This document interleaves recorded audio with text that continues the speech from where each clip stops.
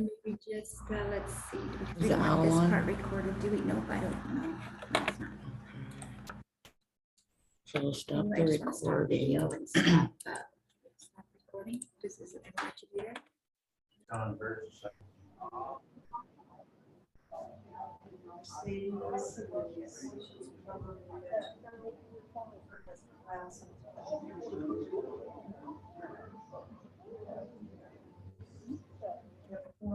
So with that, I'm going to call the meeting to order and remind every council member to declare any conflict of interest per our advisory council of bylaws, because we are vice chair.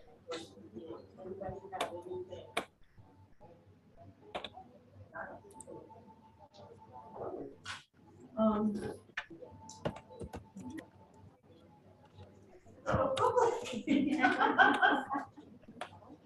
Okay. Council members, public attendance. No public comment on the agenda, is there? All right, we can get on to things. On your agenda, I put the wrong, get this, I noticed it because we, aren't you proud of me? Yeah, I'm not a detail person. It should cross out August and say September. So we need a motion to approve the mini minutes from our September meeting. As you recall, Chris is wonderfully recording all these meetings for us. And so the notes that I give you are just to remind us that we talked about. So with that, a motion to approve. So we have 6, is that enough? We have,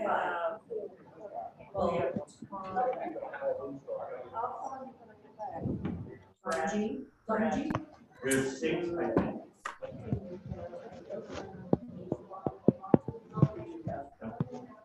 All right, but I wasn't here, so I can't make the motion. Oh, what?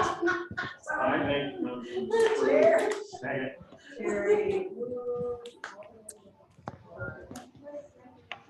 All those in favor, signify by saying aye. Aye. Opposed? Motion carries. Okay. All right. I have to apologize ahead of time when we get to the ongoing role and purpose of the BCAC. Angela and Tom endeavored to set up a meeting and our calendars just didn't work out. So I feel like today, tonight, I need a discussion with Bennett on. I think it can sure be part of it. Okay, perfect. All right, with that, let's move to the director's report. Well, super. Thank you so much, Madam Chair, members of the advisory board. Really good to have you all here. And I do know that this room is a little bit sensitive to heat. It will heat up pretty fast. You've got the fan going. We did want to test out this little piece of equipment that we got, the Meeting Out Pro, that we think is going to be a key mechanism to support instruction for our folks in the classroom who are doing online delivery of their courses. So as you can see, it moves where the voice is and even where the movement is, as we just learned. So it's only I think the second run of it, and we'll have it in a classroom tomorrow. It looks like from our vantage point, it looks like an owl. It looks just like an owl. And watch it just pivot. I think that's the intent. It's pretty remarkable piece of technology. What is And I it? What is it called? It's called the Meeting Owl Pro. Oh, it is called an owl. It really is. Like And so, if you walk by a classroom and see someone teaching an online class, they might be or have been in the past maybe tied to their podium so that they don't get away from it and out of video range. This will make sure that wherever they go, that it will follow them, and as well as allow for more seamless participation of students in the classroom. And so we're going to do this, and then we'll see what else we might need to do as far as expanding our capabilities in other classrooms. This is the first one. You know, So- it never stops, so it will. I know. It's I ongoing. know it. So really excited to have you here. A couple of things I put out at the top of your agenda. I put out some messaging that we worked on here that we think is pretty succinct. It's clear. We think it's something that might even be catchy, but I think it really articulates where we are at Bitterroot College. We think we're the best, most affordable game in town, clearly, but really 2-year colleges are the most affordable institutions in the state. Additionally, we're accessible right here in Hamilton, but we're also accessible through online technology from the couch, from your kitchen table, or from right here if you choose to go face to face. And then finally, you can apply for free through Apply Montana. And we have our place right there and with our lockup in the Apply Montana portal. And that's a place where high school students, Montana residents can go and they can apply to one or all 16 of the Montana University System campuses at no cost to them. And so I'll outline a little bit more of that, but just remember the 3 A's, affordable, accessible, and that you can apply through Apply Montana at no cost to you, and then start receiving communications from Bitterroot College. So we have Tom, yeah. Just a quick question about that application, and I know you'll give detail. When you go there as a prospective student, do you see the BC right away, or do you have to go to Missoula College to get to you see BC? Well, you don't see any of them right away. You go through, there's 4 quadrants, and you go through, you put all of your information in, and then you put in some of your interests, and then you get to click the campuses that you're interested in. But when you click, Bitterroot College is on the top row. And they're all gray, and then when you go over it, it turns maroon, and you can click it, and you can go in and apply to Bitterroot College. So it is right there, and it's on the top row. Good. I just checked it last week, so pretty excited about that. Okay. And so I'll walk through a little bit more of that as we move forward. We do have Tom on, and I don't know how good his connection is or how long it's going to last. And so I'm wondering if we can do 2 things, if we can have our conversation about enrollment, Yes. and then move to the conversation about the advisory council. Yes. Before we lose him altogether, he is at a Pathways conference, and he's out of state. And so I'm really glad that he could at least join us. He might call my cell phone. But one of the things that you asked for, Madam Chair, and I was really overthinking it. I really was. Sure, thank you, Chris. And thanks to Chris, really, for making sure that the Meeting Owl Pro and all of this got set up here. I just think this is a little bit more comfortable than the other room, and we'll be continuing to keep our eyes on making sure that we have a good, comfortable, engaging setting for folks. But thanks again, Chris, for your time this morning and yesterday, and for making sure that this Meeting Owl Pro can land in classrooms in the coming days. So with that, and before I launch into this report, I also want to signal thanks to the staff here. We have John, Mary, of course, Terry, and of course, Chris. And then we have a faculty, some of whom are in the classroom, some of whom will join us here in the next few minutes, who continue to do extraordinary work. And then we also have our workforce folks who started just a couple of weeks ago, and that training is ongoing right now. And these folks have done remarkable work in the last couple of months, right along with all of us here at the college. And so we'll talk a little bit more about numbers shortly. And then, of course, David, our cleaning person, and we hired an interim person because he had to be out for just a little bit. So we do have somebody here cleaning for us, Samantha. Yes. And so thanks to everybody for making sure that that the good work of the college continues to happen. It's really quite extraordinary, the team that we have here. And so a couple of things on the data. I did, Madam Chair, go in. I took another look and I thought, yeah, I see that clearly, but I took another crack at formatting so that it might be a little bit more clear. And so what you have here is really just a high level overview here down below, total course sections from this fall at 25. The actual numbers were 256, the semester credit hours 599, and then the FT, which is close to 40. Not surprising to me to see these numbers. I hope it's not surprising to all of you as well. Came in at August, and I think the message was still out there even after we had started school that we might not be here. So I don't think that this is a surprise. I did take a look back, and the last time we had numbers that looked similar would have been fall of 2020. And the college really catapulted back for spring. And I think that we're going to be there in the spring, and folks are doing everything that they can, leaving no stone unturned, so that we are there. But really, these are just some of the key data points.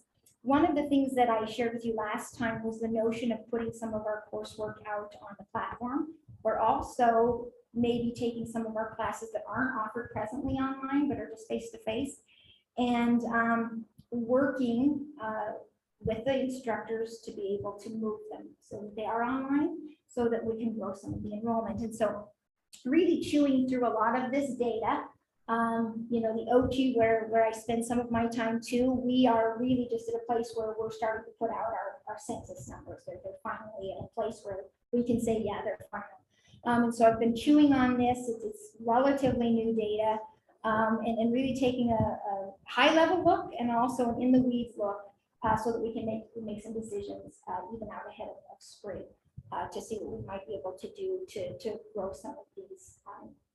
Can you do a quick favor and across the top, department section, credit, course title might make sense. Instruction, cap, that means that's the max. That's right. I get that. ACT. Actual. And then RMN. I think that's just room. Okay. And then semester credit hours. Oh.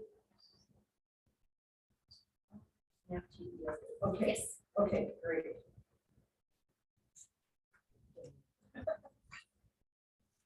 Actual is the total number of students, but I That's wrote, right. when you said 256, I wrote actual number, because that's what you, so.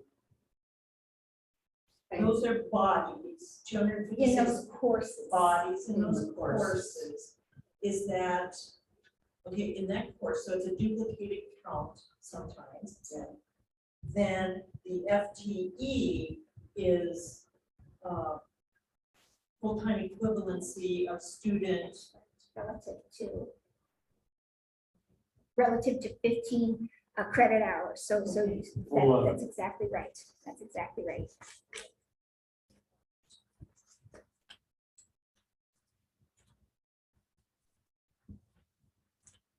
And you said that So you take So for that formula, just so you know, you take the semester credit hours and you divide it by 15, just like John said with the full load.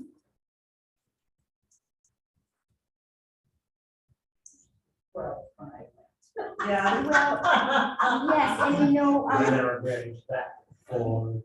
Oh, I took 21 once. so it is really interesting that you say that, because so some of our formulas that we still use at OG, we go and we say, okay, yeah, 12 is considered that full load. And anywhere between 12 and 18, of course, is that flat spot tuition wise. But so many, and because a full load at Missoula is the 15 credits, that's the mechanism here. But you're not off at all on the 12. If you made 12, the rest of them were free. Yeah, that's exactly right, the flat spot. And so Tom has his hand raised. Tom, are you ready? Hey, can everybody hear me okay? Okay, hey, welcome and thank you for letting me join you remotely. I'm sorry if Tom, we can't our hear internet. you.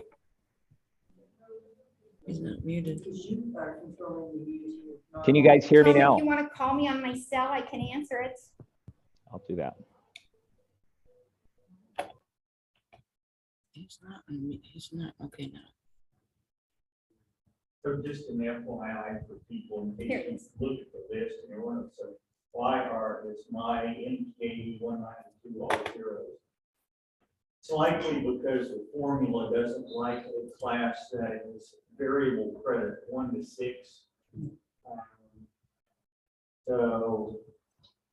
And the labs are the same, Yeah, they appear. labs and Independent study. independent study. So Tom, we have, yeah, Right. Angela, can you hear me okay? we can. Okay. So I want to answer, I'm very familiar with this report and it's one that we utilize very regularly for both the Bitterroot College campus and Missoula College campus. And it's been a wonderful tool for us to kind of plan the courses that we have on our campus. One of the things I want to point out to everyone is that there's several hundred online courses available to Bitterroot College students that don't show up on this report anywhere. These are the courses that we're offering in mostly face-to-face digital modality in Hamilton on our wonderful campus, but it's just kind of scratching the surface too of the various opportunities that are available through Missoula College, through Helena College, through Highlands College, through the University of Montana Mountain campus. Students can take up to 6 credits. So it's not by any means inclusive of all opportunities for students there.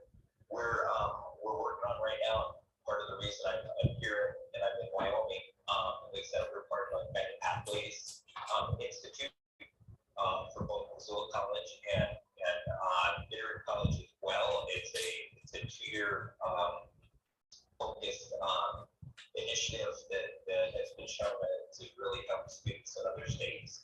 It's kind of a 4-step plan. First is establish your degree map. Second is to get folks on those maps. Third is to make sure that they're learning a course to continually assess what you're doing. So I think by next meeting, we'll have these degree maps put together that Angela and I have been working on, and I think there'll be a little more information that I think this board will really appreciate. But we're at early stage of constructing those. But my main point there is that this is just one kind of slice of a larger picture for students. What they see isn't necessarily what you're looking at right now. They have access to through Coley and through CyberBear, hundreds of classes. And it's I think one of our important tasks is to make sure that we help folks get on those various degree pathways. In that, Tom and Angela, in that structure, is there a place for simul presentation that an in-person class is simultaneously videoed so that you can do both? There are some classes that are a remote modality. I think we're talking about this different modalities. There's truly asynchronous online, which is really helpful for a lot of students who are 2-year college audience where they need accessibility. They can't come to class on Wednesday at 2 o'clock in the afternoon, or some can. But there's others that need to be, they might have jobs, they might have other responsibilities. So some of there is, I think, a couple of Bitterroot College courses. I don't have that sheet right in front of me that do have a remote modality so that they can take, and chemistry is one of them, they can take it remotely, but it's synchronous and not asynchronous. Okay. Oh, there you are. Hi. Oh, hi there. So this is great. We'll keep him on the phone for now unless you want to try it. We'll unmute you, Tom. He needs to do it. Nope, you're still. Let's stay on the phone because it seems like Sounds a good. couple people come into the lobby here, all of a sudden they lose internet access. So Sounds good. Okay. That answers my question from a modality perspective. And what I don't want to lose is that notion that people physically coming together is synergistic. And that you, in those casual relationships between class, when you're walking the halls with someone you don't know, that you have an opportunity to explore different perspectives, different thoughts, and that I feel sometimes, and remember, I'm 71 years old, so, I fear sometimes that with online only, it's that soft conversation that you lose that kind of expands who you are and what you're thinking about. I don't want to lose that vibrancy. And I really feel post-pandemic, it's really important to bring people physically together so that we remember our human needs. There's a lot of discussion on that. I just read an article that got sent out from Stanford University about how they don't group living or unit living. Everybody's just in these dorms. Everybody's sitting at a screen. Nobody's doing any interaction with each other. That's really changed the nature of the campus completely. And the administration found rethinking some of this. And suicide rates are Way out. Way out. people are so isolated. Oh, okay, well, I just want the assurance that this place is a gathering place. You know, and that's one of the reasons I miss community ed being here. It was so vibrant, it was so, I felt like we could hook some people when they were in our halls saying, oh, what's going on in that classroom? And I really miss that. And that's one of the things that happens when you retire, is that you become isolated. Yeah, so you come And so here. it was great for going and doing continuing ed classes, and I mean, whether they were in quilting or training your dog, or how to make your new smartphone friendly. Yeah, for sure. Yeah. So yeah, I think that's something that I think we need to be real mindful of as we go forward, that is we take, one second, as we take steps to grow opportunities, that we also take steps here with our strong team here, as we advise and as we build these pathways out, that we provide infrastructure here that might lend itself to some face-to-face connections. Tom, you had your hand up. Yeah, thank you. I was just gonna comment on what Madam Chair, I'll take a page from Director McLean here. Your comments are just spot on.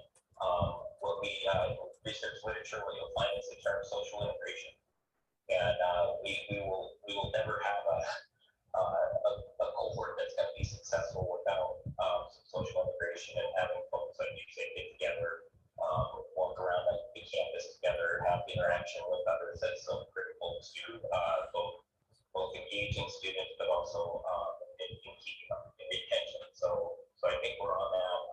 Wraparound student services is one of the terms that we keep talking about and really stressing the importance of it. So I just want to let you know you're right on with your observations. I think of my perfect 3 grandchildren, So far. who are brilliant, of So far. course, and well cared for and loved by their parents.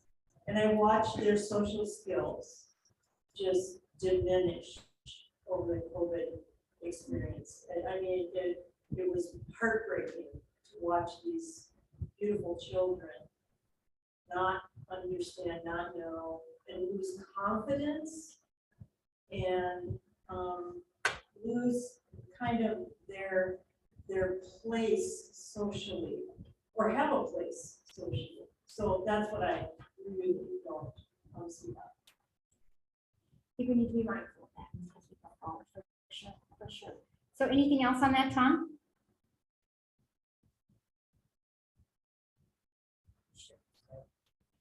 All right, so with that, part of what we introduced, I think last time, was this notion of looking at other indicators to evaluate the success of Bitterroot College, outside of the data, because it seems like this is certainly one piece of it, but there are also other pieces that I think we're talking about, and one of them I think is really exciting, and the link is up, and if you can share it, with the group here. It's up at the top. It is the census data.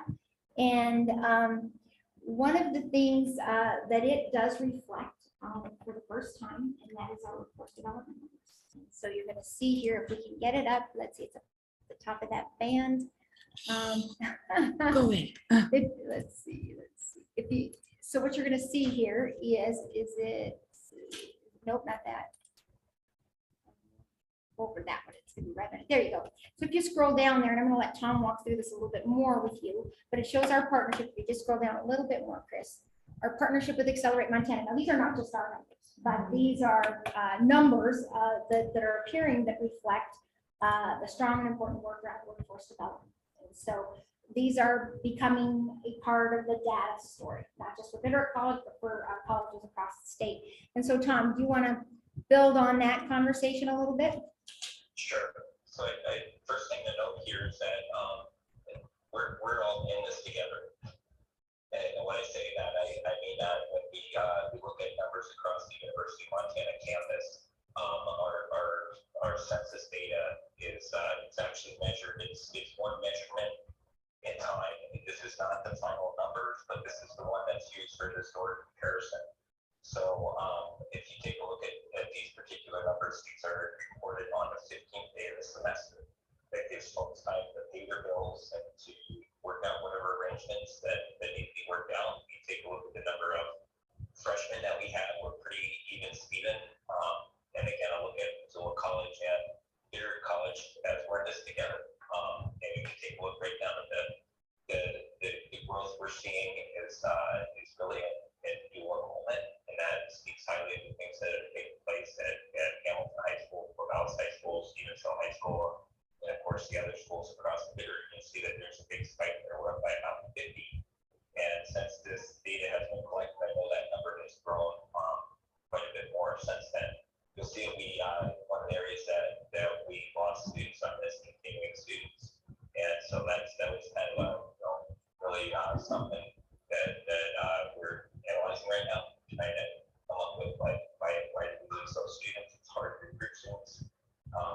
We keep them once they're here. The other kind of new piece of information here is we're starting to collect data on non-vet training, and so we have a lot of success stories that have taken place under Director Claims leadership, Terry Burkhouse and Mary and others that have put together these non-credit training programs. Guess what? We're starting to track these. So these were the first time I've seen this in my 20 years at the University of Montana in census data.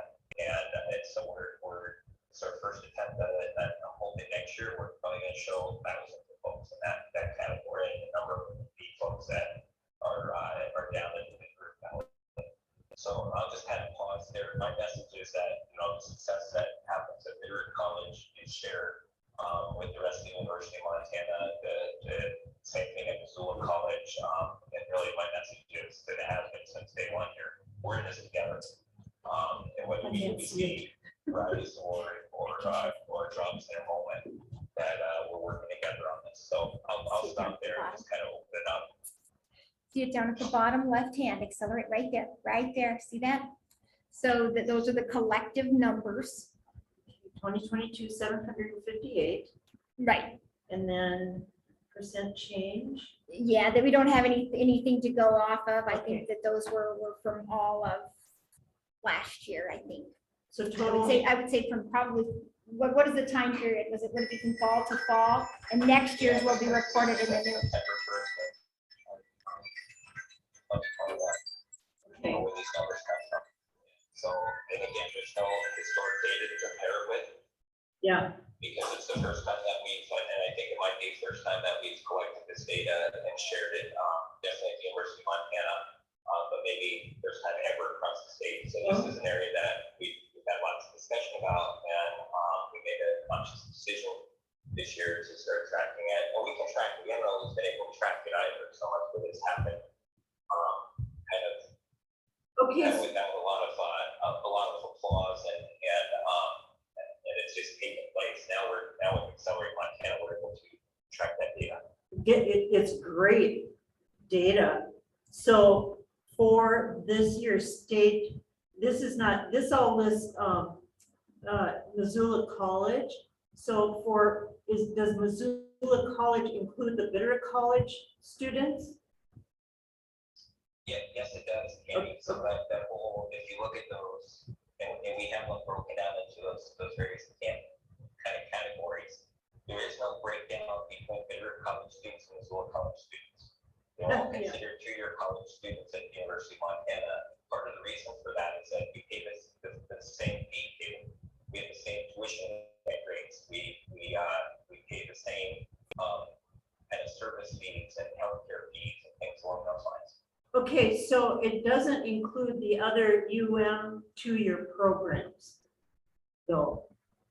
No, so the other ones are affiliated with Helena College, is independent, and then Highlands College is affiliated with Montana Tech. So if you wanted to go out and look at what Highlands College was started, it's in Montana Tech. Okay, Information.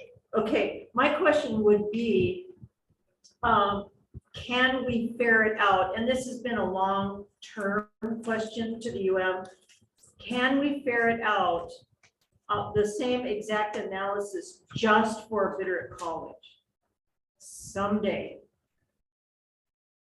I think that's something that we should seriously consider. I think it's time to revisit that subject. I don't know what the history is on that, Andy, Yeah, but I would think that's something that we should look at. We might want to look at things like fee tables too, tuition rates and just kind of, I think this is a really good time to open it all up. And Yeah. So I'm supportive of that and we work with Director McLean to see what we can do with that and see what makes sense too. And how is this going to work when we, and I want to steal Director McLean's thunder here, but if we bring a graduate program down. Okay, so we have now graduate studies and this is, we're very near on this. At Bitterroot College, where does that fit in? Because it's not two-year education anymore, or we have a bachelor's degree program. We have students in the Bitterroot Valley who are enrolled in a bachelor's degree program. The tuition rates change with both of those examples, and so where does that fit in with this data? So I think we're looking at maybe a little larger picture than just two-year college. We don't do anything at Missoula College except for two-year education. We're limited there. But I think there's some great opportunities that they're not limited by two-year college. You can look at all sorts of potential bachelor's degrees and master's degrees. I think we have willing partners in Missoula that would be willing to bring some of that curriculum and those opportunities available, provided there's return on investment on both sides.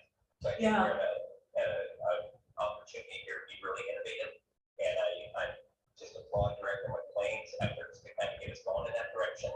We've had some really good conversations that I've been on a little bit of a peripheral, but I think one that we're really excited is potentially with teacher training. Mm-hmm. And so I'll let Angela talk more about that. But does that answer your question? yeah, it does. The teacher training, oh my gosh, oh yes. The second is RN, when we talk about advanced degrees, looking at AP RN opportunities for current nurses in their field. What I'm really most concerned about is that in order to measure the success of Bitterroot College, we're going to need our own data points, not blended in with Missoula College. We're going to really need to ferret out for this campus what our data is, and that to me becomes part of our measurement of our success here. So getting that, and that's been a long time question and request. So if you can figure that out, a Nobel Prize will be headed your way. Well, I will tell you that that was part of where I think I found myself truly in the weeds in this conversation. And I even wrote a whole paragraph for this group today outlining what we see or don't see in the census report and the accepted methods or lack thereof in the OGE databases, as well as the UM database. So I think that a lot of work left to be done on that. But I think that's where I was really struggling. And then when you sent me the report, I was like, oh, we can get that to you yesterday. if that's what you're looking at. But I think you hear from Tom, I think willingness and I think a desire to get to a place where we can point more readily and more clearly to some of those points. And I think it was my first day here, I asked Mary, what does this data look like? And I think she outlined some very challenges that we've articulated this afternoon. So we're committed to continuing to work on it, right, Tom?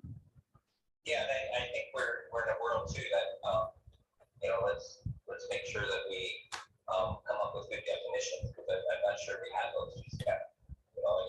And as far as we look at how we define a Bitterroot College student, it's probably much bigger than just taking one course on campus at Bitterroot College. Bitterroot College student could be taking a graduate program, and part of it's online, part of it's in person in Hamilton. So I think it's opens the door for so much.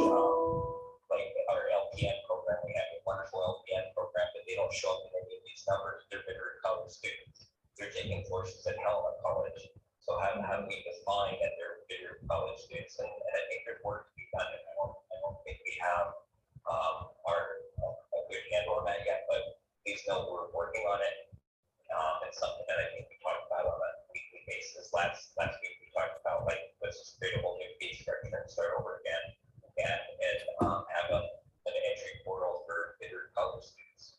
I can't tell you where that discussion is going to go just yet, but we're having it. And so we welcome you as partners in that too, to help us make a decision. I feel like it's gonna be a statewide question across 2 year campuses about, oh, we're mixing and sharing students, so how do I remain efficacious as a campus? And what is the definition of a campus? I think it's going to be a huge question across our state. Terry. So this notion, and as all of you know, we've talked about this for years, the difficulty of getting data just for Bitterroot College. And I just was sitting here thinking of an analogy of some sort. When I was at the U for many, many years, and running internships for the campus-wide internship program. If business students were doing internships, that was either marketing or accounting internship number. Well, the FTE generated from those students, that went with the department. So whether it be business or computer science or history or whatever, but my department was the department basically servicing those students. And there was a lengthy discussion for a number of years about whether we should be reporting internship numbers because we weren't the FTE generation wasn't through internship services or whatever the name was. It was through the individual department.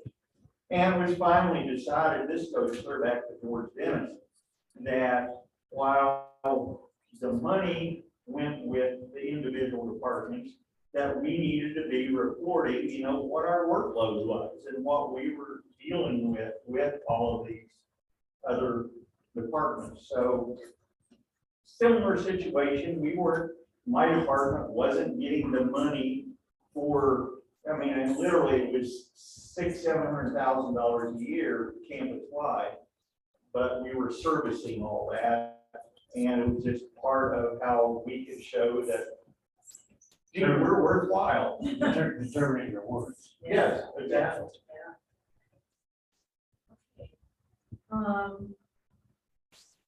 Let's see, any other comments or questions, John? No, I think Good job. We're all on the same page with the 12. We're just having a conversation about the 12. I was on her bus. It sure paints a better picture for sure. Well, thanks so much. A really good dialogue. So we do want you to know that we're dialing into those conversations almost weekly about what do these new key performance indicators look like, and how do we make sure that we have the data at the UM side and at the OT side to be able to point to it most clearly. And then really it's just not, we're not at that place yet. And can you kind of summarize the thinking about key indicators, student success, how we measure student success? Sue made a comment about, do we follow students in their employability and their success in employment, their retention in employment? Madam Chair, members of the council, I think that that's exactly the vision that the president and the provost have.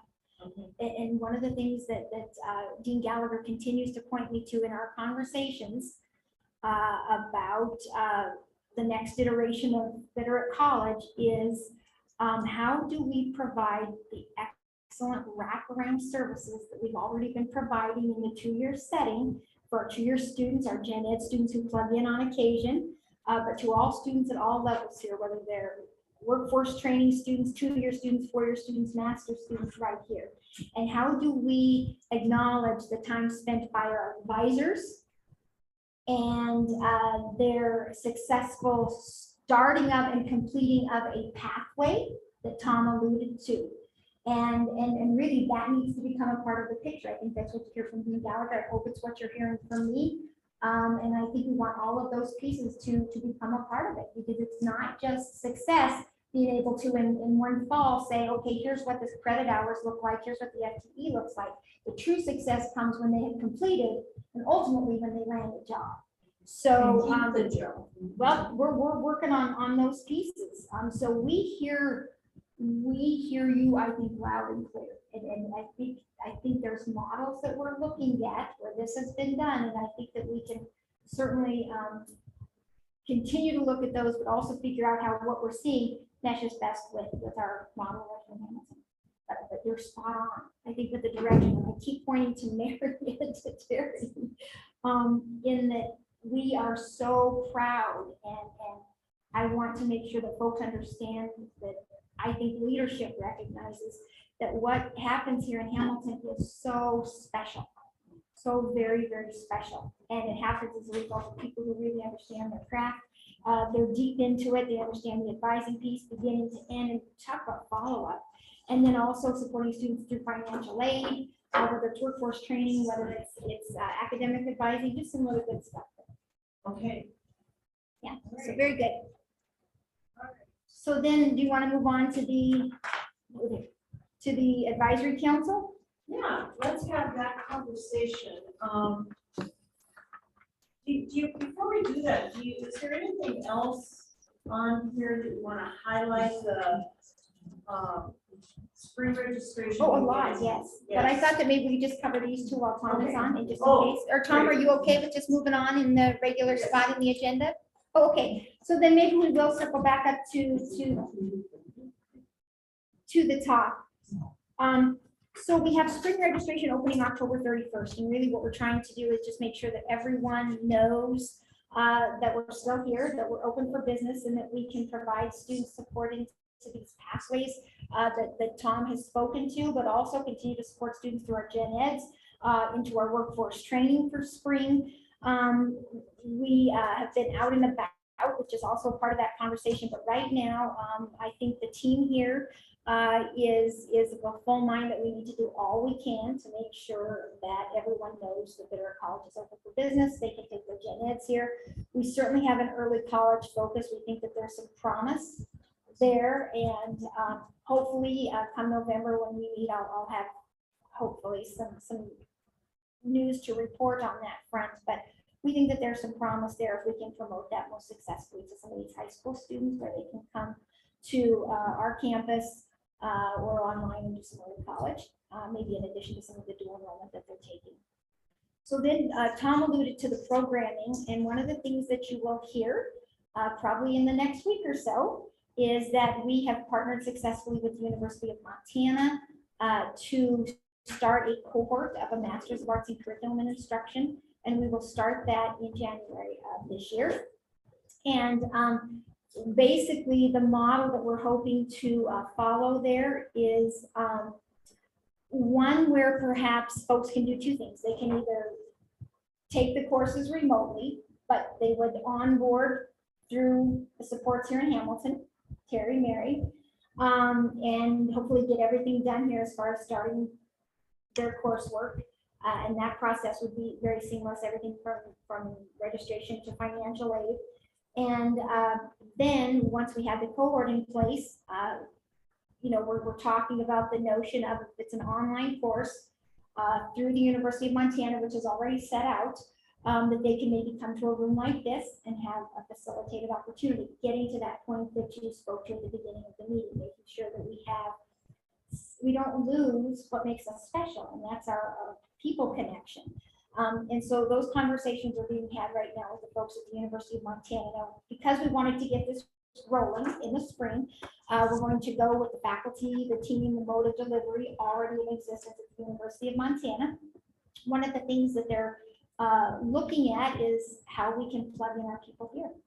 How can we plug in faculty that we have here into down the road, maybe providing some of that here to maybe where some of the folks up there are tuning in.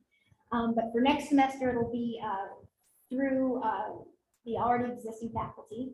I don't know if any of you know Dr. Trent Atkins, who's from this part of the Bitterroot Valley, and he's leading this. And so right now they are fine tuning the one pager, making sure our logo is on there, the new one, and then we're going to hopefully get a press release out with them, and then we're going to meet with school administrators and work with them and see if maybe there's an opportunity for them to incent participation and encourage folks in their faculty groups to register and become a part of this first cohort. So the target for that is existing certified teachers. And just as a piece of background, in the past 15, 20 years, there have been private colleges who have filled that void. And I've always been a bit jaundiced about the quality of the instruction, but it is a method for teachers to get their masters, and I really quote that. And then they step up on this pay scale. And so the incentive for teachers to do this is huge, huge. So I think that could be a much more quality-based mechanism for achieving. So I'm very, very curious and supportive. So, and then on that, I saw your excitement when they talked about the ed prep. And so part of our conversations with the University of Montana continue to be around how do we partner, take our gen eds, and what else do we need to build into our gen eds so we can truly have a 2+2. Where we're starting here 2, and then they can take the other 2 online through the University of Montana or other ed prep programs across the state. We would be able to do a 1+3 right now, very seamlessly. But I think we want to chew on that a little bit more and perhaps be in a place to where we can roll something out. And I heard the dean say the other day, perhaps fall of 2023. So we know that I don't think that that's far off, but I think we just need to have a few more pieces in place than perhaps we need to have for the masters right now, which is really kind of going to be kind of plug and play and get that going.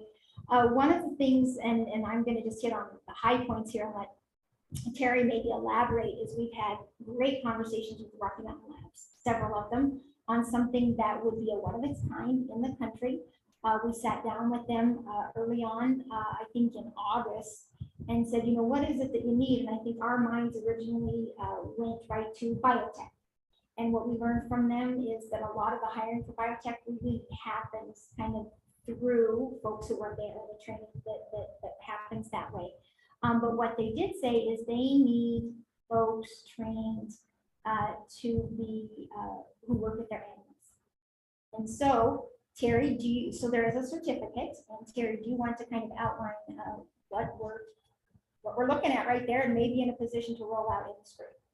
So, couple things, we're looking initially at just a workforce. And we actually are talking with a veterinarian in the area who is certified. So we put him in touch with the national organization in terms of lab animals to look into what it would take to teach these already set up online courses. But Angela and I met with anyway, the person in charge of education for AALAS.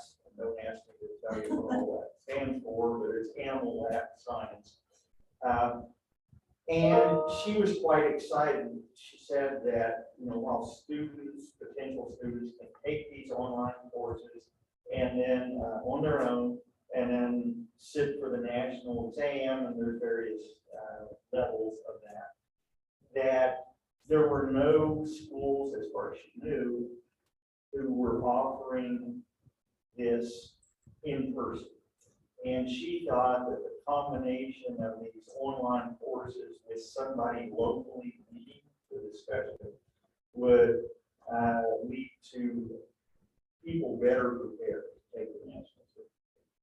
So we're looking for that for the spring to run this initial class,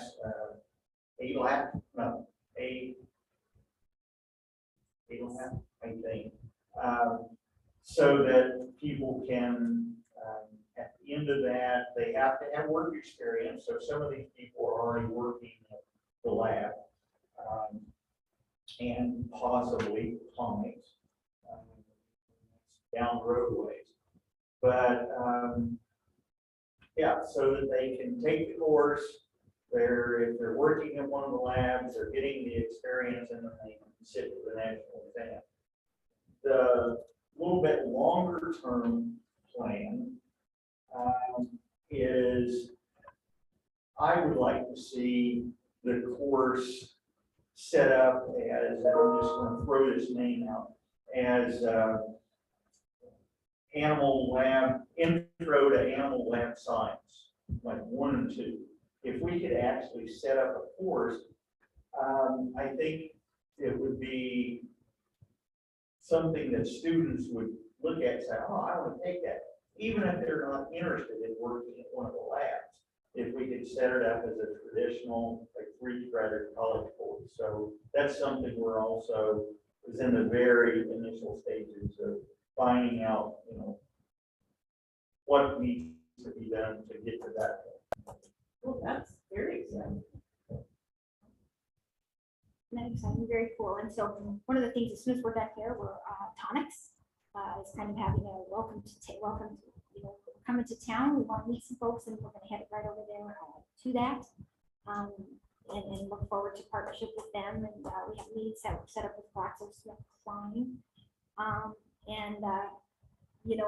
we're just really hopefully situating the college so that it's ready for whatever tonics and RML and GSK might need now and into the future. So continued dialogue, and we just couldn't be more thankful for the time and the partnership of RML that they've given us so far.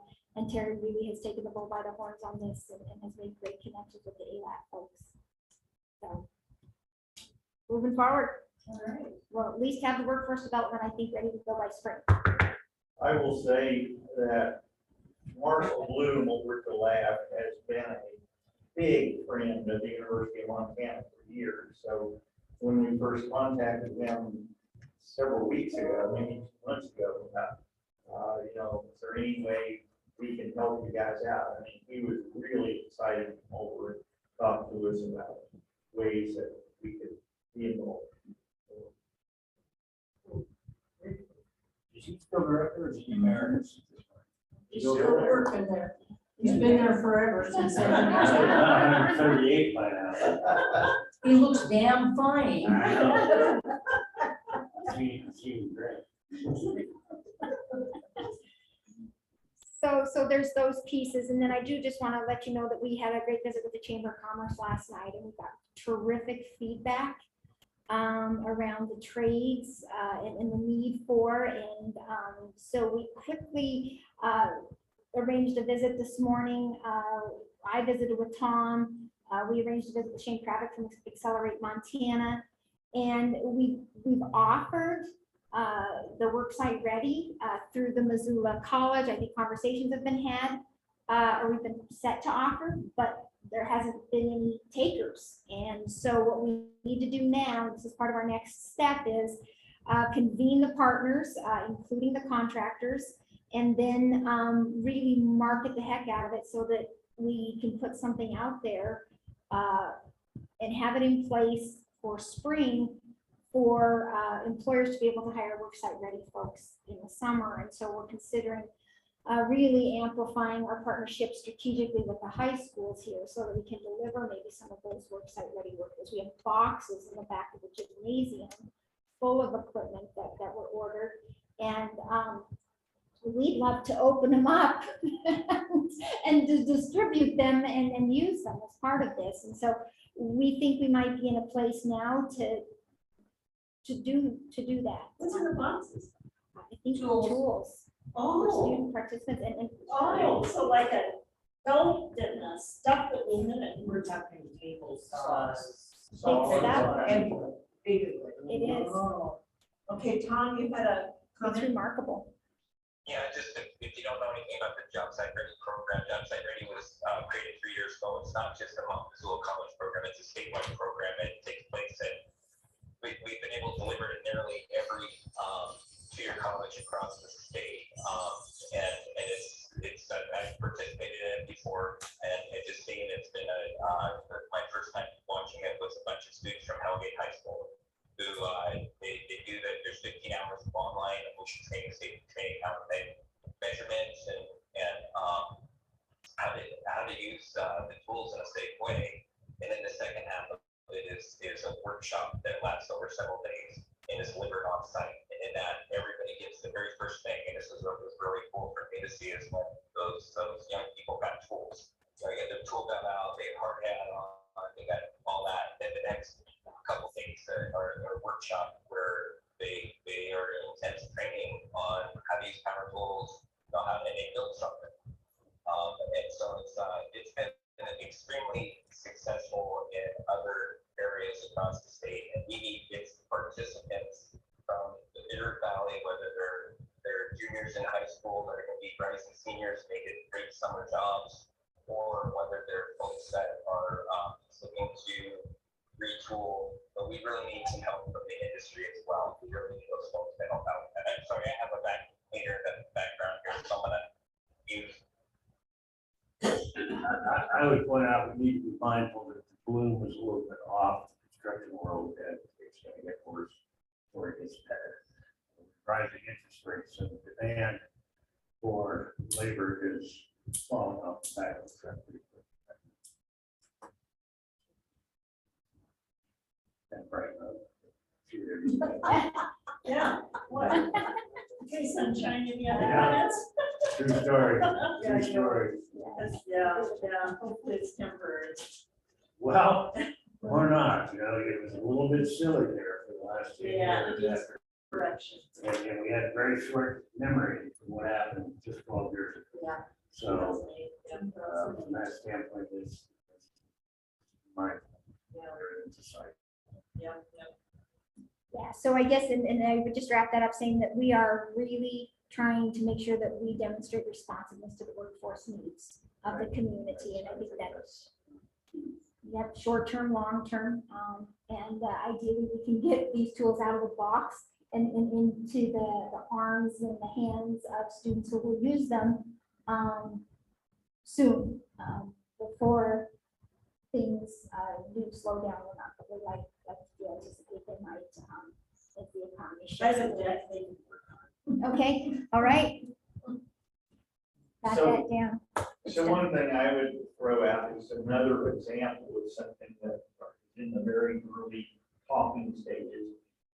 But for any of you who have a Ford vehicle and are trying to get it worked on, Belton Hall up the street here. They have no mechanics right now on staff. They've all left for various reasons. This is not just a Hamilton issue, it's nationwide. My understanding is that at least Ford has diverted most of their marketing money to trying to help with training and get people interested in becoming auto technicians. So we met with them. The problem is, as is a lot of workforce programs or even, traditional college classes, a lot of folks who might be interested are place bound for various reasons, whether it's family, the cost of commuting to Missoula or somewhere else for training.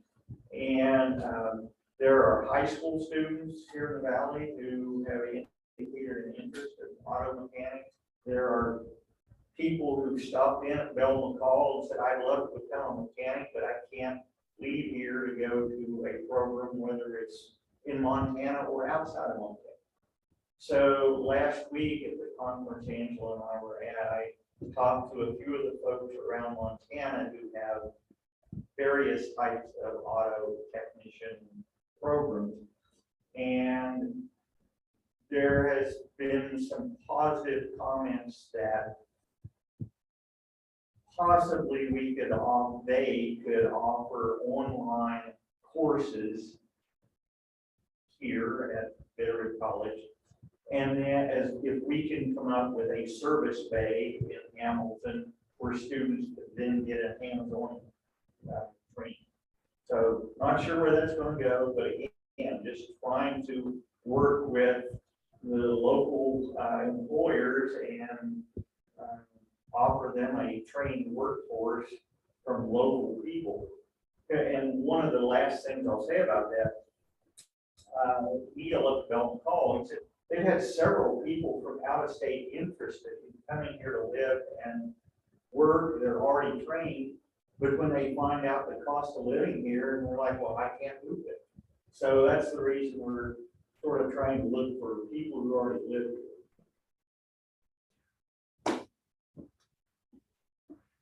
Okay. We're glad it keeps cropping up. And so, I mean, the workforce training that we're doing here, and that kind of grow your own model. And part of the purpose of this conference last week, it really is key. Housing is a key component in that. So the next items I'll click through, but again, I want to thank our great team here for making sure that we could deliver a rapid workforce training in a strong fashion this fall. We didn't skip a beat.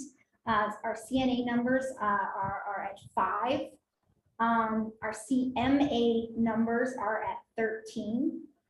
Our CDL numbers are at 4. And our phlebotomy numbers are at 6. And then we've already outlined some of the potential programs and some of the looks that we're taking at opportunities to meet these workforce needs for folks right here. So then the next thing, unless there's questions on that, those are our numbers, but congratulations, excellent work by the team. And again, that outstanding student support happened with every single person who registered for each one of these workforce trainings. They get a beautiful folder. They have an opportunity to walk through it with Mary. It is true student support at its finest. And I think that what we're trying to get to is a place where we're doing that for more students in different ways and in different levels. But that is something that is truly remarkable and special from the beginning to the end of the program. And then following the technology. We already talked about the fall enrollment. You have the Meeting Owl Plus. We'll get this into a classroom tomorrow, maybe even later today. And again, Chris has been great getting it all set up for us. And then we'll launch it into a classroom, and that's where it will stay. And then we'd like to also, I'll be meeting with the faculty again on Friday. We have a meeting, I think, the 4 of us. I think Eric Wynn is even going to be in town. So I get to see them all for at least a half hour Friday. One of the things I'll ask again is what is it that you might need technology wise? The only person so far who's taken me up on something that might be like a laptop or anything is Jamie Middleton, and that's the Samsung Galaxy. And she swears by it now. Thanks, John, for your help in getting that ordered and happening. And then Chris has been working on website changes and developments. I just got an email with her from the UM folks, and they are working on migrating the Bitterroot College website into their new site. And I think that could happen anytime in the next exciting. month, but it is going to be exciting. And so we're going to hold off on our updates for a little while because we want to just gauge and see how anything that we're doing might be impacted by this migration. So how would we find BC in that, you know? I don't think it changes. I think you continue to go to where you're going and you can click. We have a little QR code at the bottom of that. And you can, it takes you right to it. And I don't think that that's going to change at all. You're still going to be able to go right there. The QR code's at the bottom of that sign. Yep. It's just the template that is changing, so it will have a different, fresh look. Okay. Oh, Bitterroot College.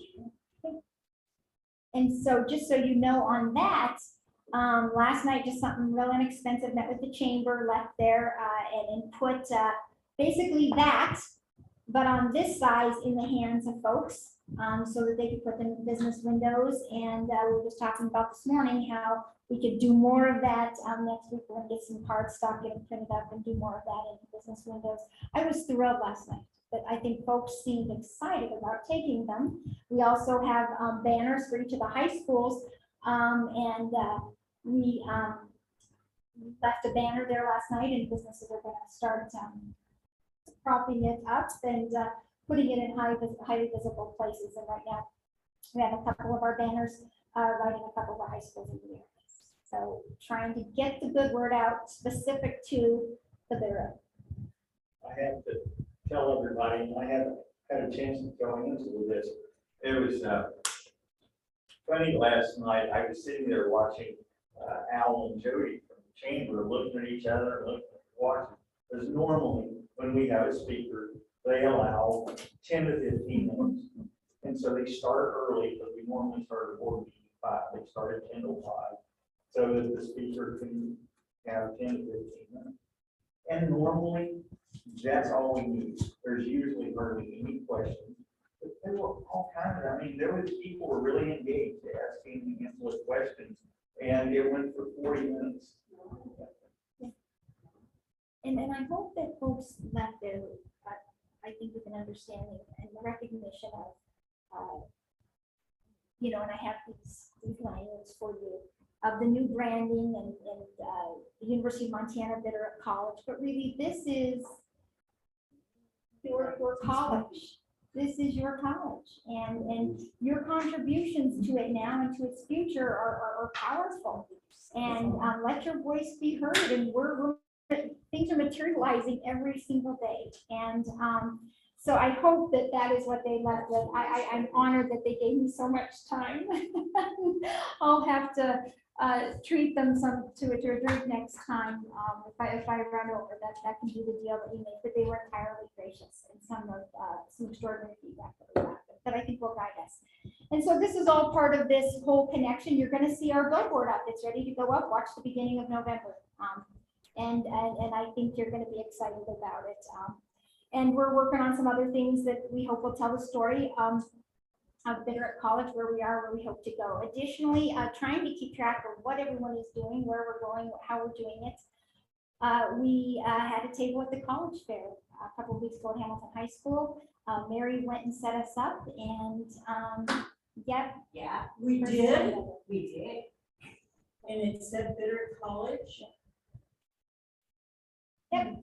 And then Terry went and because Mary had to come back, and they were getting our literature and our swag and good stuff.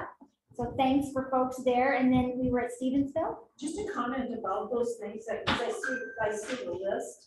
I think those are some things, given the availability of any of the advisory council members, we would go to that. In the past, we have, well, that particular thing didn't happen in the past. But we'd go, we'd talk with students and just be backup singers.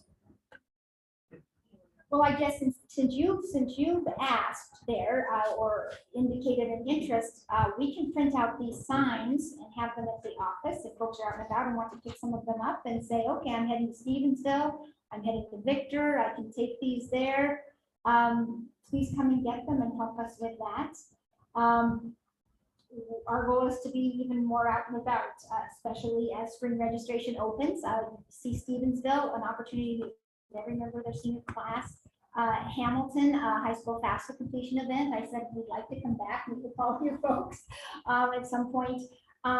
Florence, again, the same thing. And one of the things that I told the chamber last night, that I've indicated to our team here, is that when we talk to students, so many of them at Stevensville and Florence that we visited with, when they're going into Apply Montana, and their counselor lays out, here's what the period is about that day. And if you want to apply to anyone or all or Bitterroot College, you go into Apply Montana and do it for free. Well, some of them weren't opening up their laptops or their Chromebooks, which is something that each of them have in each of these schools. And you know, through visiting with some of them, their counselor, their teacher, and myself, some of them said, well, I don't want to go to college. And I said, well, what are you interested in? Or their counselor might have said that. And they said, well, I'm interested in carpentry, or I'm interested in lineman. And I said, we have a campus for that, for both of those instances. And I said, well, Bitterroot College has this. And so we really have a lot of work to do, I think, as a system, as an education community, to raise awareness of that line that he just showed that points to those rapid workforce numbers in workforce training. And we've just got to continue to tell our story that we're home to so much of that workforce development right here.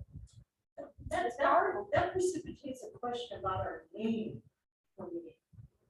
Does college turn some people, or do they see Bitterroot College, and because college is in the name, do they think it's not a place for their future? I think Andrew just answered that. If we're gonna run from the word college, we are so many good problems we already have. College can absolutely. So we need to like Yeah, college absolutely. is, And the idea of college. you're right, you're right. So when I was at Victor High School a couple of weeks ago and talked to all the seniors, you know, I would say a small number said, yes, I want to go to college, whether it's Bitterroot College or out of state or whatever. But I had, you know, lots of questions from students, you know, how do I apply to the CDL program? How do I get in various programs, the workforce rapid training programs we have? So at least that group of students knew that Bitterroot College had that. You know, I mean, right there, I'm recalling during the whole levy movement that there was a very strongly worded letter to Bitterroot from a woman who was running for the board of trustees, who said college denigrates the achievement of those who did not go to college. That is a sentiment in Raleigh County needs to be asking right out the window.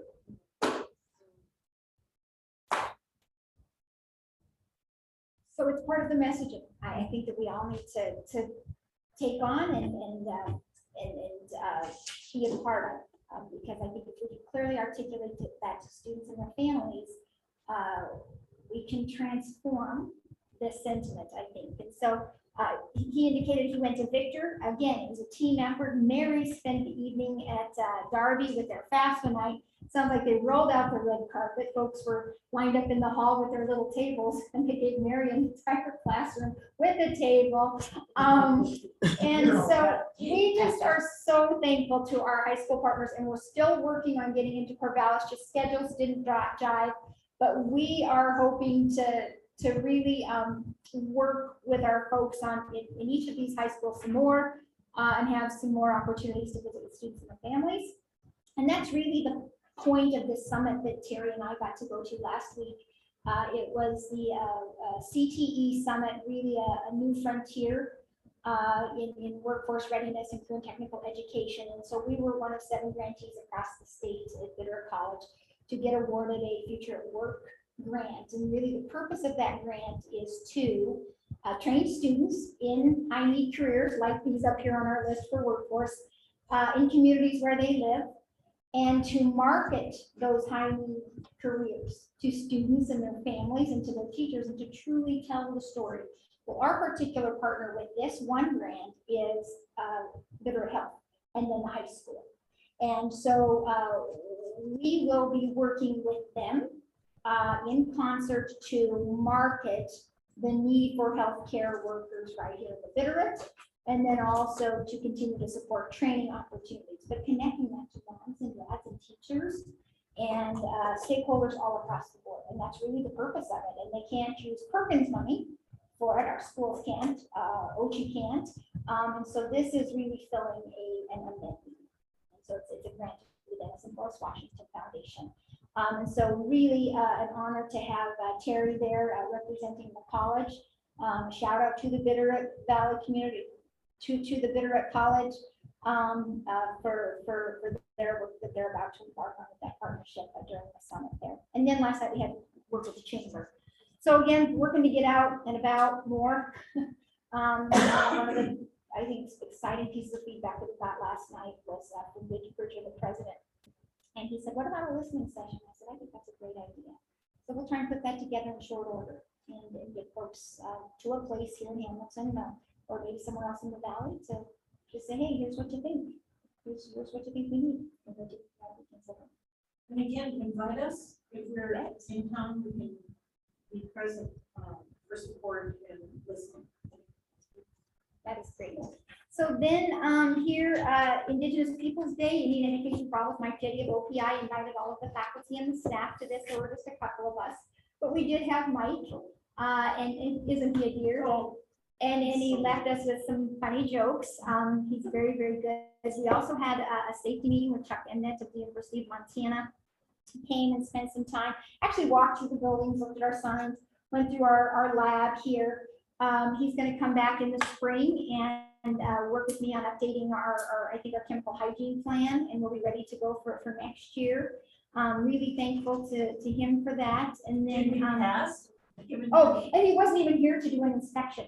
I just wanted him to walk through exactly what we needed here at Bitterroot College to make sure that we were in compliance with everything that we need to be in compliance with. And we just had a really good visit, him and Jennifer and I and Eric Ray, and Eric joined us online. And so we talked about the use of the labs and what chemicals we were not using and how they were being disposed of. And so we're in very good shape there. And then one of the exciting meetings that we had was with the folks from the University of Montana on admissions. They came to Bitterroot College. And Mary and I had a chance to meet with John Messina and Mary Prida from the admissions department. And they are the two leaders of that at the University of Montana. And they came right here and sat with us for a little over an hour. And Mary, do you want to speak to that afternoon at all? You know, I have so much in my brain, but as you were saying, I was like, what did we talk about? I'm sorry. It's been a couple weeks and I'm I like, didn't mean to put it on the spot. But I tell you, it was an exciting meeting, and I think when they left, Mary and I were both very excited. They asked for us to draft 2 emails that they would send out. Now she remembered, and 2 letters that they would send out to potential students, adults and high school students, and also to students and parents. So we got on that in quick order. We passed them along to Terry for his good review, and then passed them along to the team at the University of Montana so that they can help us in our strategic outreach. And then they said after that meeting, they said that was excellent. Let's get one of those scheduled for each month going forward so that we can play a role with you in telling this extraordinary stories of this college right here in Hamilton. And I think what that signals to me, I think what it signaled to Mary, is not only strong opportunities for partnership and to connect truly what we're doing here with the main campus most seamlessly, but really what it signals, I think, too, is that everyone understands where we can go. You know, in that endeavor, do we have campus visits here? Because I'm thinking, UM and MSU do a campus visit scenario for families. Some of them are structured on this day, come, we'll give you a tour of campus, you know. And I, to be quite frank, I have a very close friend who is a school psychologist that helped a family do the Missoula Main College campus tour and then did the MSU. And MSU's was like this and UM's was like this. The person giving the campus tour couldn't answer questions. And that student, based on that alone, decided to go to MSU. So I think there are campus visits that can invite people, and this is a campus, let's visit it. If I remember right too, there's also a mechanism now, if a student applies to Bitterroot College, they get a letter, right? That's what I was gonna go. So, what we're trying to target, coming up with these different letters. So the most exciting to me is one, an acceptance letter from Bitterroot. To kind of, you know, I mean, it's a little confusing when it comes, they know they're a university student, but it is confusing. So Bitterroot, we are drafting up an acceptance letter directly from us, if we're a Bitterroot College student. So that's really exciting. We never have that.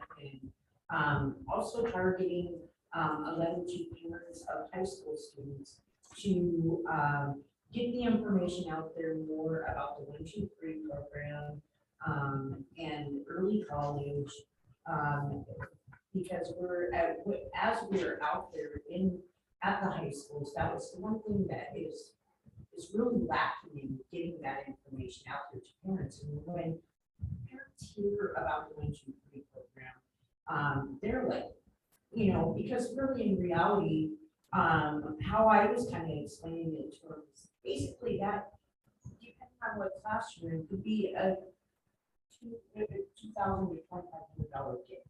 It's basically what it is. And why wouldn't you take advantage of that? But the information is just not out there. And that's something that we really target by letters to the high school. What were the three? Our acceptance letter to the parents. Letters to adult learners that they have lists About for. our course programs, and directly targeting those people and getting that information out there because it's a real lack for that. And that's been a long-term thing, just from the four-year college perspective. The Bitterroot has been ignored by UM forever. But at the same time, anything that can be done to enhance, to enhance the interaction of students in workforce development with those on a completely different trajectory, so that they might bump into each other one way or the other and develop a respect for each other. And that's what's missing again in rural America. Huge divide between those on one trajectory and so how that gets wrapped into what you're talking about would be. So I think that it can, and I think that we're starting to see some smart models around it. And so we have our workforce training and these medical pieces that I've already spoken to. And so part of our visit with the folks at the University of Montana and Missoula College last week during the summit was, okay, you and Missoula College has this CMA that is course-based, credit-based. And so we're saying, okay, how can we assign some prior learning credits if a student has gone through our CMA here, and then add some courses to make it a different credential, something that can stack up and lead to an opportunity to move up on the career ladder for folks. And so that's also built into what we wrote with our future work plan. And so it really does mesh those pieces and but what we need to do is I hear what you're saying is more immediately, just even connect them and connect students maybe even more intentionally than our workforce students and our course taking students with our workforce. And maybe we can think about some other synergy. That's a good point. You know, when I was at OPI, we were talking also about previous work experience credit. Yeah, Same notion that I've been a carpenter or I've been an electrician for a long time. Do I have transferable for credit experience? And I remember that old conversation, so. And we have just reignited that conversation. Dr. Truster in our office has just reignited, refreshed the prior learning assessment effort through the university system. We had it really going and moving strong, and it still is. But I think now with all of this workforce training, the governor, the commissioner, the board is saying we need to take another look and really be more strategic and thoughtful about maybe the trades, maybe about medicine and how we glean specific PLA outcomes. PLA. Prior learning assessment. Can I go back and talk about Darby?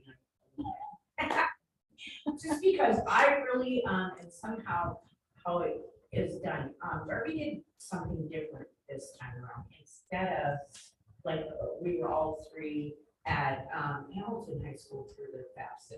Now, I have always gone to Darby, and generally speaking, I did a turnout of about 10 people, but this time, which I think is really exciting, and all the high schools should do it, they turned it into family night. And they had, so you could get the family there, they served pizza and salad, drinks, and to kind of get them to the high school. And then in all of the hallways, they were lined with people at Accelerate Montana, Job Corps, scholarships, just anything you could possibly think of, workforce, people who were looking for employers. And what the really great thing was that one, in the 2 hours that I was there, I probably got 30 to 40 people to, a lot of them, and basically to work on getting their FAFSA done and helping the parents with their part of it, because that's kind of, you don't know what you're doing, it's kind of difficult. But in the back of the room, I had set up a table, kind of like we do at any event, with all of our workforce material, plus our classes, spring, or what's coming up, but all of our, and that was one of the things that I noticed was the parents taking different things from the table on workforce. So it was kind of turned out to be a dual, program where I was really there for the FAFSA, but I actually got to talk to a lot of parents about workforce. So it was a really awesome thing, and I think that the other high schools should actually use that as Kurt Kahn came up with that and changed it this year, and it really turned out to be a great event. And the other high schools should actually really think that, because it brought, even though we had a pretty good turnout at Hamilton, but imagine if they had turned it into a family night and had all different vendors and always, almost like the college fair, different, they can have different colleges, but anything from workforce, Job Corps, to anything like that. So kudos to them. It was a really great event, and I think we got some really good information out of it. Even though it's the smallest town in yeah. And that's the second time they invited us down in September. I was down there for their CTE night. And so Darby really wanted to partner and get their students knowledgeable about what is available. And then the last thing is the Bitterroot College Advisory Council and conversations going forward. Tom, do you want to start that?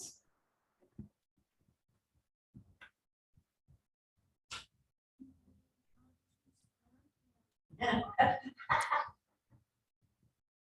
you hear me now? We can.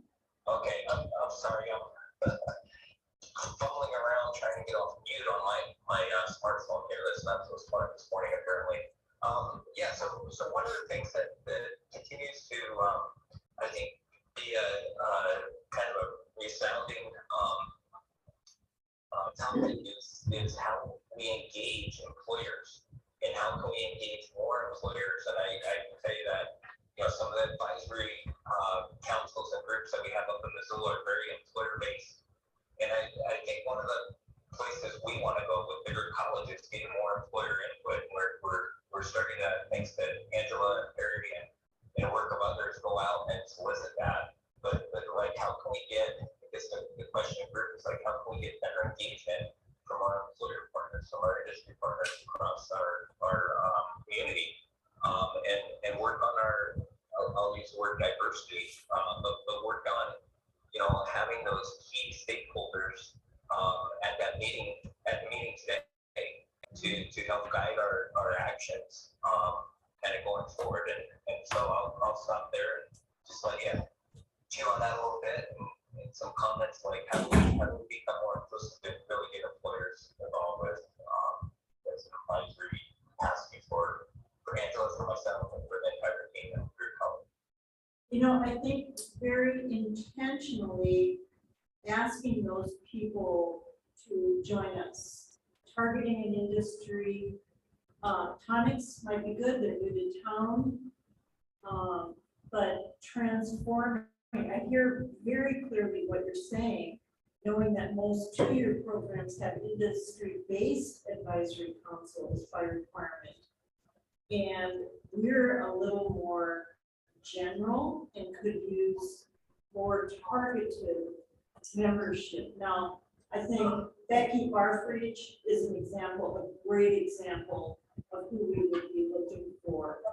Do we target somebody like Tonics coming into town? Do we replace, in the past, we've always had a K-12 superintendent representative. I've talked with Tom Horst. He is interested, but do we replace him with an industry-based person? Or do we replace people like me, John, who are community at large?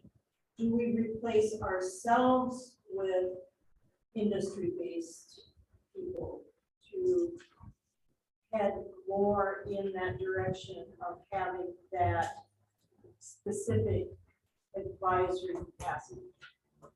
I mean, I think it's a very logical question. We do have also, we have Terry, Tom, Chris, and Jennifer. We have those people as different Bitterroot College representatives.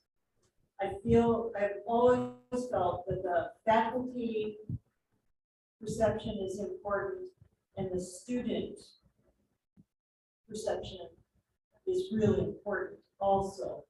So I would only suggest either replacing some of us with different members of the community or expanding us. Yikes. So that's just my opinion right now. I know for myself, according to the bylaws, I have a special extension. I already served my 2 3-year terms. And when the vote was coming for BCAC, we made an amendment for transition. think Sue is in the same place as I am. So I think you and I are up for grabs. Very technically, I think just our tenure on the council. So I think it's my opinion is it's a very worthy conversation to have. What I would like to do is kind of go around membership here, so to share opinions. I've shared my opinion. If we could have Chris and John and Sue and Jennifer share your thoughts about that, I'd really appreciate it. I like the idea of expanding because it's nice to have the variety of backgrounds.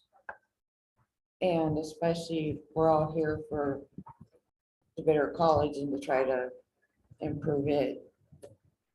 So I don't know, I think it'd be good to expand. And you guys have knowledge of how the board works. But it would be nice to get fresh ideas and that in as well. John, your thoughts? Is it better to stack this board? I don't mean that pejoratively, but with employers or industry-based, or is it better for this board to form a committee of itself to achieve that kind of outreach? I don't want to sit around and expand it forward. It's just get you there to this as a rule. So I would vote to form a subcommittee of ourselves to conduct another round of meetings with these and have it be a solid list of who we are.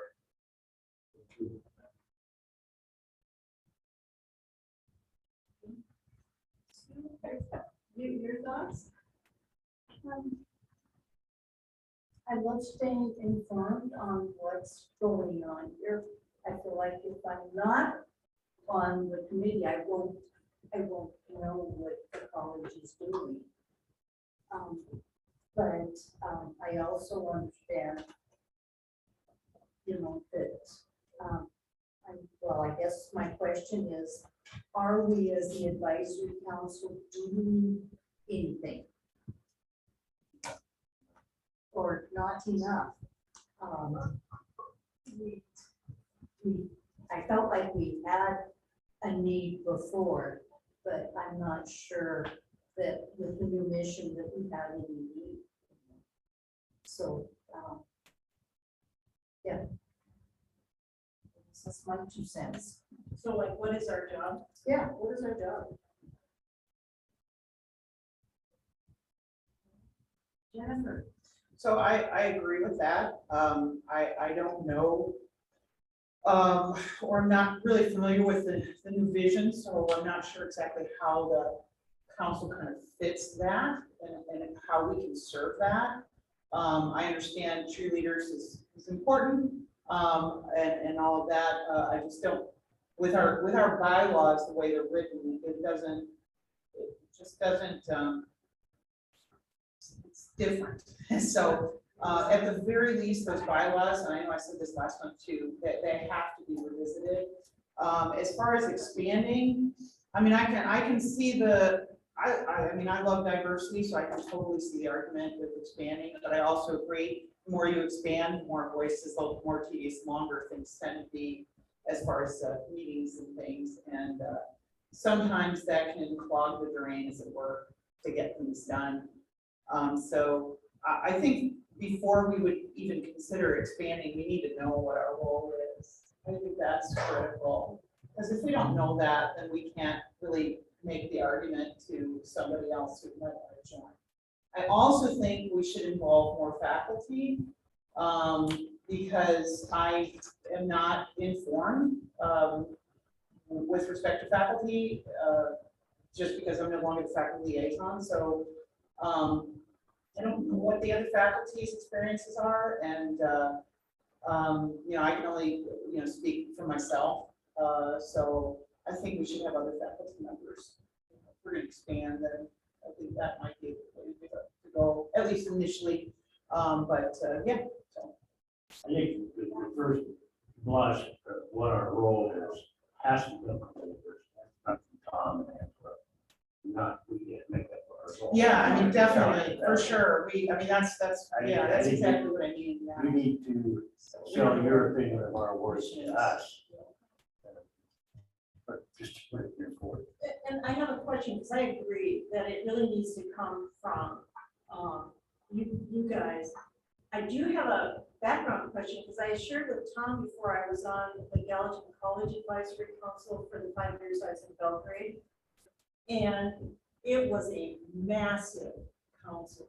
Oh my gosh, there had to be 20 members. on that I can council. assure you there will be a seat available at this one. No, that's too many. And also, then there were industry-based advisories to each industry cell. So is there a state parameter or requirement or state requirement for what constitutes to a 2-year program advisory councils? So I'll try to feel that. Just one more thing in preface here, but you guys are our partners. You know, you guys have been involved with this for a long time, and I really value your, I know Angela does as well, like, you guys have such a historic background of what's taken place at the college, that you're the ones that we're drawn to right now, to help kind of guide the ship, to help us steer and go in the right direction. And I want to start by recognizing that and special gratitude for that. But that's really important. You guys care about this place, you care what we do for our students, care about our faculty, and that's super important. We're also kind of entering a new, excuse me here, as we start to move forward with this, we're entering kind of a new period too. It's like we really want to respond to the workforce needs, and having people at the table that come from that background are going to be really critical going forward. So this is a good opening conversation for this, but help us, because you know the community as well, help us shape this. Like, what are and it's probably like the key industry sector. So somebody from probably the healthcare area, maybe down there's such a huge need for trades, education. Somebody that comes out of the K-12 schools, like you're stating, Candy, probably really important. The labs that we have down there, those manufacturing facilities are really, really important. So identifying those key stakeholders and getting them to the table on a regular basis and having them help us kind of make a plan to progress in a way that it helps everybody. I think it's really critical right now. And so we'll open a conversation now and get some feedback from you. But maybe we can shift this to our November meeting to look at, okay, what are the next steps? How do we keep this thing moving? And is it and there is no model. We're not a community college. There's a community college model that's run by a board of trustees. We're not that way. We're working in an area where we're looking for advisory council. We're one of those employers at the table saying, hey, here's what we need. Here's what we can do to help you with that. Well, you know, it's not a one-way relationship. There needs to be some mutually exclusive activities that take place where we can provide this to help you spin up this and help us with our workforce. So those are kind of some of the really, really rough parameters of what that might look like. But I just working with Angela and as a director, she's gone and reached out to those folks individually over the last couple months, and it's probably time to identify those folks and bring them in collectively so that we can have those conversations. Are we serving our community? And are we serving with such a focus right now, workforce? We have the workforce people and the people there. Okay. All right, so how do we want to frame that conversation for November? Meaning, just, John, I'm hearing a little bit more about workforce as being a sole function of this advisory council. And so while that is critically important, and I embrace it, it's gotta be more than that. So again, I'm gonna ask you guys to maybe come up with five points, or 4 or 3, wherever the hell it is. And just tell us what you expect from us, and have the conversation from there. I love putting the ball in your court for 2 reasons. One, it is you that We serve. we serve you. Yeah. Yes, exactly. And I think coming up with, like John said, some ideas about what you need from an entity like this, what you need, and then who can best deliver on that need will lead us to a conversation about what constitutes the council. There's so much more, I think, to the role of what I see this council being. They just listen to what the employers need. There's a lot. Tell us what it is you want us to do. Yeah. 3 to 5 elements that you consider pivotal. And then I think we can react to that from a perspective of, one of the things I think that I have really enjoyed in the past is being able to come to fall, what's it called, when the students come to the first days? Orientation. I love coming for orientation and saying, I'm a member of the advisory council, we're here to serve you. I invite students to become members. And so that's kind of that direct student support piece. It's not about what they're going into here. And then at holiday season, we always had an open house, and it was essentially a fundraiser, and the whole community came. That was a big fat deal. Big fat deal. It didn't hurt that there was alcohol involved. And So mark your calendars for December 9th, December 4:30, I think, to 7:30. All right, December We're still doing it. 9th. Okay, holiday, BC. But I think to John's point, I think, and I think that we talk a lot about around workforce, I mean, because really, I think we need to be very responsive there, but I think the whole conversation can be inclusive of this whole new iteration of what is University of Montana. This is a whole thing. complex, it's a The whole complex thing. entity. And we don't get there without making sure that we have the right people and maybe the right structure. That might mean maybe quarterly meetings instead of maybe monthly meetings that really serve to pull people together around the table. And at the end of each of those meetings, you have these outcomes met and agreed upon, and along with the director. I just think that that would be a model that would be, if we could shape it correctly, one that would serve the director into perpetuity. I think perhaps in a way that is different than the advisory. Perpetuity is a difficult word. It is, and I struggled with even putting it out of my mouth, but I think after my days here are done. So I think we can get to it, we can get to a structure and a makeup. And then we can talk about, what structure and all that. And then, of course, we need to involve the provost here, who I think might have some ideas as well.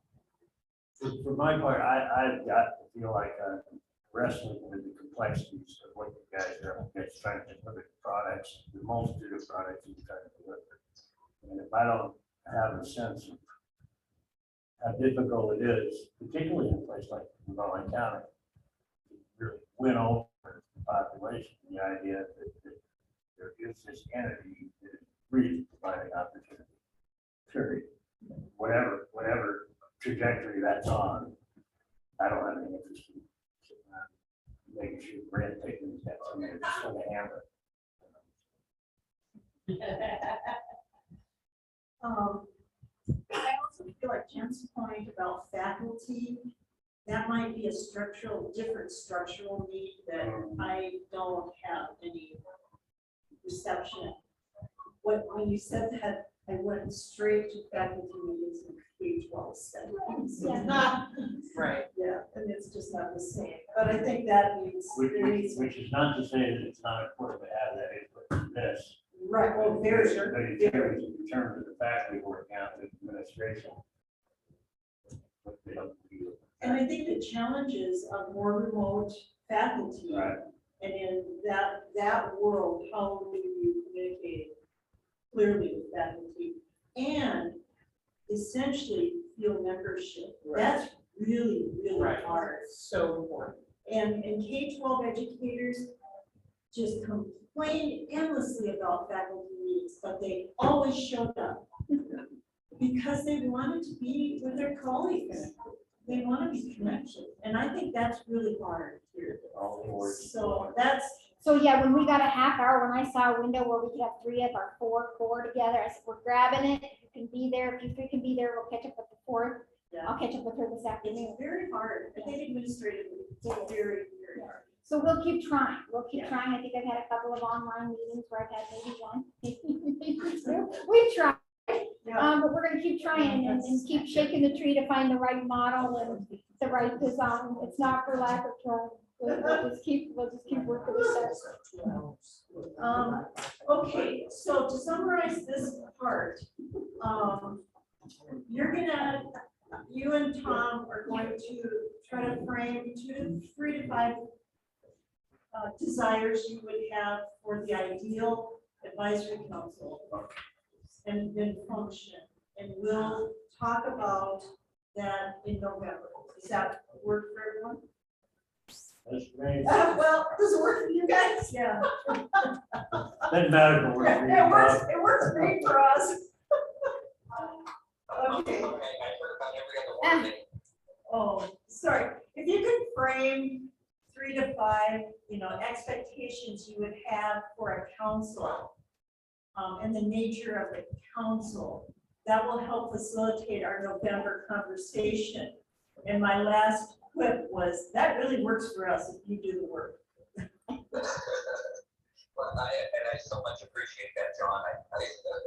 We'll get on that, and we'll come back next week. And again, I'm gonna go back to, you guys are our partners. Help guide this as well. So we'll come up with our 3 to 5 bullet items of kind of expectations for the council. But help us vet those. Help us make those better. Okay. That'd be my request back. Okay.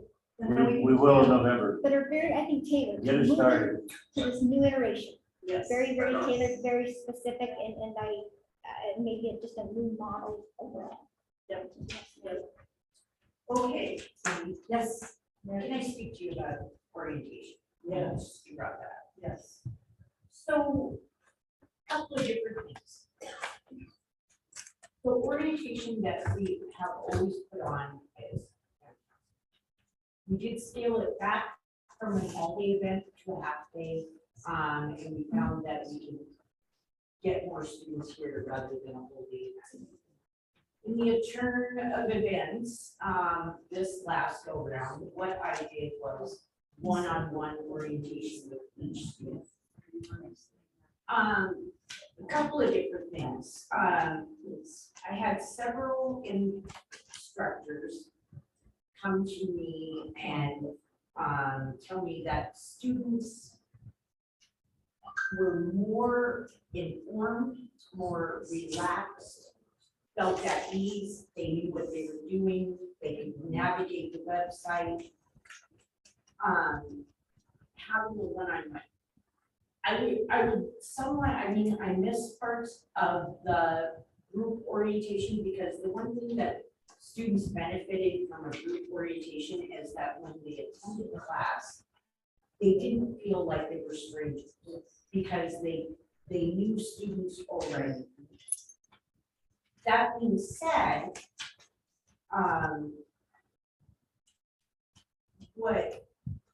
by doing a one-on-one orientation, what I found was that you could work with that student-specific historically, like say the difference is you didn't have a early college student who was doing the 1, 2, 3 program, sitting, listening to about financial aid for an hour. Yeah. Where we lose them because it has nothing to do with that. So there was, you know, we have to look at one, what we're really gonna look at is how many new students we get. And kind of based it on that. This time it was me because Terry had never done orientation, it just couldn't be put together. But because of those events, it actually turned out really good in a lot of ways for the students. Because I could cater each orientation to that student's needs.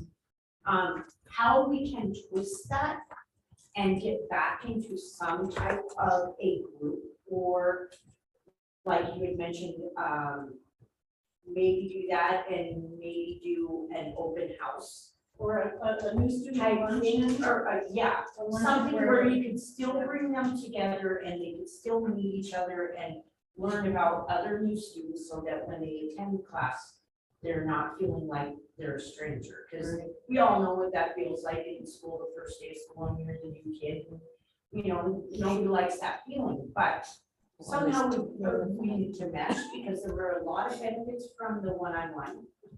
I think that it also, depending on the amount of new students, it works really well because I spend an hour with each student and just cater it to their specific needs.